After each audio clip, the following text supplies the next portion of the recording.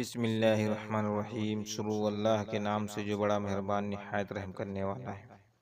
السلام علیکم پیارے دوستوں، حضرت علی رضی اللہ تعالیٰ عنہ کے فیصلے۔ ایسے ہی سچی اور دلچسپ واقعہ سننے کے لیے ہمارے چینل کو سبسکرائب کریں اور بیل آئیکن کو ضرور دبائیں۔ حضرت امام علی ابن ابی طالب کی ولادت اسلامی کیلنڈر سے لگ بھگ 23 سال پہلے مکہ مکرمہ میں 13 رجب 30 عام الفیل اور انگریزی تاریخ کے مطابق 29 ستمبر اور 599 عیسوی کو ہوئی تھی۔ ناظرین، بعض علماء کے مطابق حضرت علی رضی اللہ تعالیٰ عنہ کی پیدائش خانہ کعبہ کے اندر ہوئی، لیکن دوستوں بعض علماء کے اس کے خلاف ہیں۔ ان کے مطابق حضرت علی رضی اللہ تعالیٰ عنہ کی پیدائش خانہ کعبہ کے اندر نہیں ہوئی۔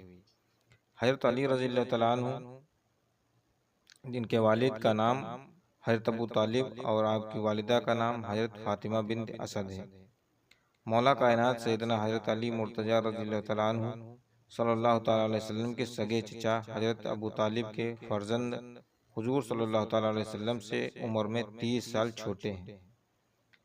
اللہ تعالیٰ نے حضور صلی اللہ تعالیٰ علیہ وسلم کو جب نبوت عطا فرمائی تو جن خوش نصیب لوگوں نے سب سے پہلے اسلام قبول کیا، ان میں نمایاں نام مولا علی کائنات سیدنا علی مرتضیٰ رضی اللہ تعالیٰ عنہ کا ہے۔ اس وقت ان کی عمر 10 سال تھی۔ بچوں میں سب سے پہلے اسلام قبول کرنے کا شرف انہیں نصیب ہوا۔ نبی کریم صلی اللہ تعالیٰ علیہ وسلم ان کے چچا زاد بھائی ہیں، لیکن ایک موقع پر آقا نبی صلی اللہ تعالیٰ علیہ وسلم نے ارشاد فرمایا کہ اے علی، تو میرا دنیا میں بھی بھائی ہے اور آخرت میں بھی میرا بھائی ہے۔ اور ایک بار نبی کریم صلی اللہ تعالیٰ علیہ وسلم نے ارشاد فرمایا، میں علم کا شہر ہوں اور علی اس کا دروازہ ہے۔ آج کی ویڈیو میں ہم آپ کو حضرت علی رضی اللہ تعالیٰ عنہ کے علم اور حکمت سے بھرپور ایسے فیصلے سنائیں گے جنہیں سن کر یقیناً آپ کا ایمان تازہ ہو جائے گا۔ اس لیے آپ سبھی سے گزارش ہے کہ ویڈیو کو دھیان سے سنیں اور بنا اسکپ کیے لاسٹ تک دیکھیں۔ حضرت عبید اللہ رضی اللہ تعالیٰ عنہ فرماتے ہیں کہ حضرت سیدنا علی مرتضیٰ رضی اللہ تعالیٰ عنہ ان کے پاس ایک سائل آیا اور سوال کیا کہ آپ رضی اللہ تعالیٰ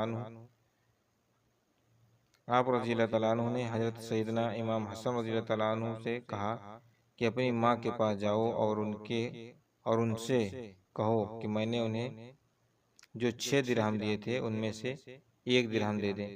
حضرت سیدنا امام حسن رضی اللہ تعالیٰ عنہ گئے اور آ کر کہا کہ والدہ کہتی ہیں کہ وہ 6 درہم تو آپ رضی اللہ تعالیٰ عنہ نے آٹے کے لیے رکھ چھوڑے ہیں۔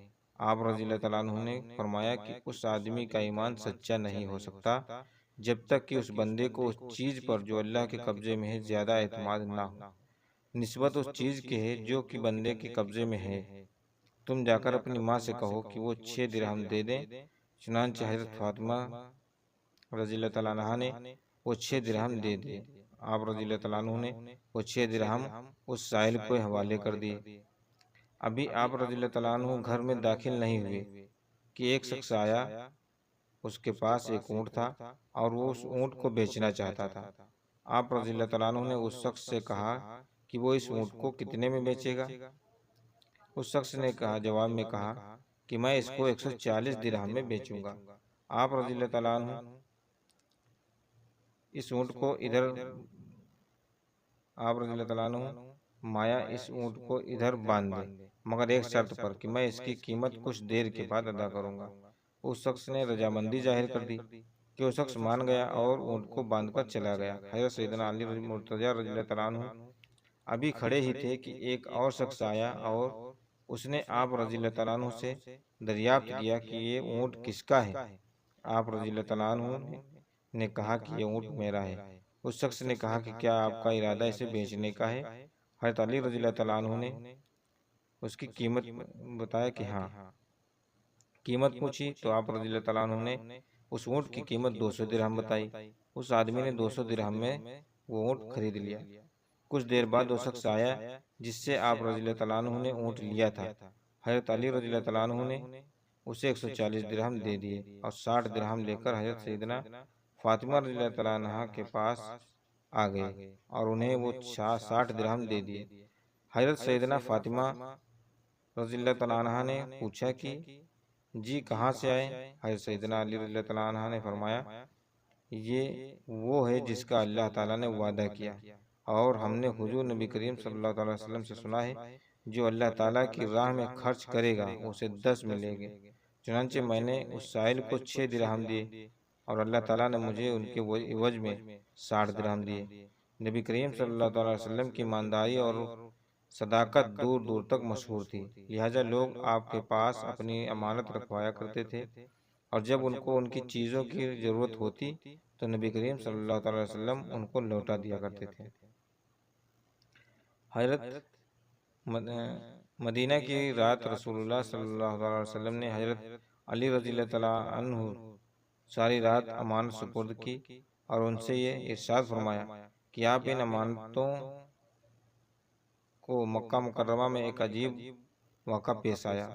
ابو سفیان کے بیٹے حنظلہ نے عمیر بن وائل سغجی کو بلایا اور اس سے کہا کہ تم علی ابن طالب کے پاس جاؤ اور اس سے 80 مسکہ سونے کا دعویٰ کرو کہ میں نے یہ سونا حضرت محمد صلی اللہ علیہ وسلم کے پاس بطور امانت رکھا تھا۔ نبی کریم صلی اللہ علیہ وسلم مدینے کی طرف کوچ کر گئے ہیں اور علی ان کے وکیل ہیں، ان سے جا کر کہو کہ آپ میری امانت مجھے واپس کر دیں۔ اگر علی تم سے گواہ طلب کریں تو ہماری گواہی قریش کی تمام ضمانت دے گی، اور تیرے اس قدم کے بدلے میں تجھے اپنی ماں کا ہندا کا گلو بنا دیتا ہوں۔ عمیر بن وائل نے حضرت علی رضی اللہ تعالیٰ عنہ کے پاس آ کر حضرت امانت کا دعویٰ کر دیا۔ حضرت علی رضی اللہ تعالیٰ عنہ نے اس سے امانت کی نشانی طلب کی تو اس نے بتا دی کہ اس کے بعد آپ رضی اللہ تعالیٰ عنہ نے امانتی سامان میں اسے تلاش کیا کریں، لیکن اس کی امانت کہیں نظر نہیں آئی، یہاں تک کہ اس کے اثرات بھی کہیں نہیں ملے، جبکہ ہر امانت ان کے پاس موجود تھی۔ اور ان امانتوں کے بچانے عمیر کو بہت سمجھایا کہ تم اس دعوے میں جھوٹے ہو، تم جھوٹ بول رہے ہو، لیکن اسے سمجھانے میں کوئی فائدہ نہیں ہوا، وہ اپنی ضد پر اڑا رہا۔ اس نے کہا میرے چند گواہ ہیں جس میں ابو جہل اور اس کا بیٹا عکرمہ، ابو سفیان اور اس کا بیٹا حنظلہ شامل ہیں۔ حضرت یہ حضرات میری گواہی دینے کے لیے تیار ہیں۔ یہ سن کر حضرت علی رضی اللہ تعالیٰ عنہ کی یہ صرف ان کا فریب ہے، چنانچہ آپ نے فرمایا کہ گواہوں کو خانہ کعبہ میں حاضر کیا جائے۔ پھر آپ رضی اللہ تعالیٰ عنہ نے عمیر کو ایسی جگہ طلب کیا کہ گواہ عمیر کی بات نہ سن سکے۔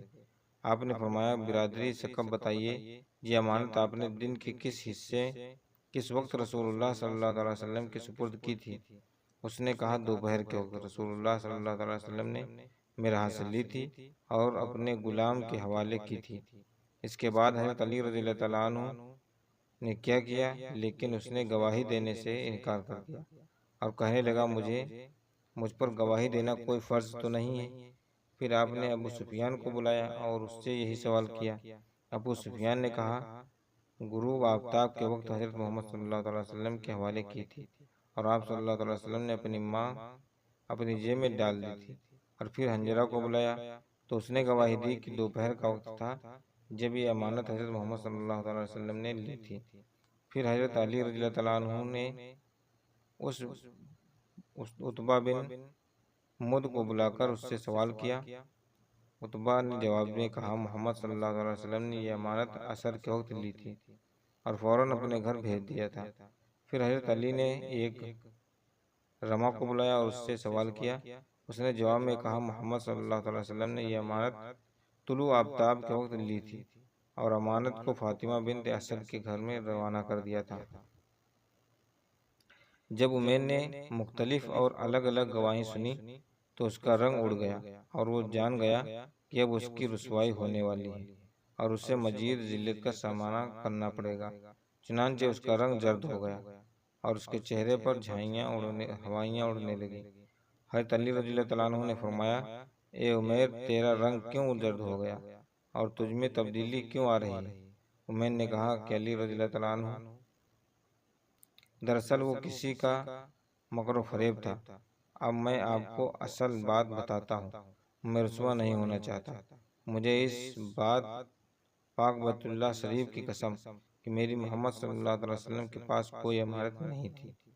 اصل میں حنظلہ بن ابو سفیان نے مجھے لالچ دیا اور اس نے مجھے اس کے بدلے میں دینار اور ہندہ کا گل بن دیا، انہیں میں واپس کرتا ہوں۔ یہ سن کر قریش کے سر خزلہ سے جھک گئے۔ اسی وقت حضرت علی رضی اللہ تعالیٰ عنہ نے فرمایا، وہ تلوار لائی جو کوسہ خانہ میں موجود تھی۔ چنانچہ آپ نے وہ تلوار لی اور ابو سفیان کے سامنے رکھی، فرمانے لگے، اس تلوار کو پہچانتے ہو؟ ابو سفیان اور اس کے گروہ نے جواب دیا کہ ہاں، یہ تلوار حنظلہ کی ہے، یہ تلوار جو چوری ہو چکی تھی۔ حضرت علی رضی اللہ تعالیٰ عنہ نے فرمایا، ہاں، یہ تلوار حنظلہ کی ہے، لیکن اسے کسی نے چرایا نہیں ہے، اس میں بھی تمہارا مکر و فریب شامل ہے۔ پھر حضرت علی رضی اللہ تعالیٰ عنہ نے ابو سفیان سے کہا، تم بتاؤ تمہارا غلام مالا اسوا کہاں ہے؟ ابو سفیان نے کہا، وہ کسی کام کے لیے طائف گیا ہوا ہے۔ حضرت علی رضی اللہ تعالیٰ عنہ نے فرمایا، تجھ پر افسوس ہے، اگر تو سچا ہے تو اسے روک کر ابو سفیان خاموش ہو گیا اور اس کے بعد آپ رضی اللہ تعالیٰ عنہ نے سردار قریش کے 10 غلاموں کو حکم دے دیا کہ زمین کے کھلا ٹکڑے میں گڈھا کھود کر مال و اسباب کی تلاش کو باہر نکالو۔ محترم بزرگوں اور دوستوں، یہ تھی حضرت علی رضی اللہ تعالیٰ عنہ کی ذہانت کا قصہ جو آپ لوگوں کے سامنے میں نے بیان کیا۔ اور اگر ویڈیو میں کوئی کمی ہو تو پلیز کمنٹ میں ضرور بتائیے گا، اور اگر ابھی تک ہمارے چینل پر نئے ہیں تو پلیز چینل کو سبسکرائب کیجیے گا اور بیل آئیکن کو پریس ضرور کیجیے گا تاکہ ہر ویڈیو کی نوٹیفیکیشن آپ تک ملتی رہے۔ ہم ملتے ہیں اگلی ویڈیو میں، تب تک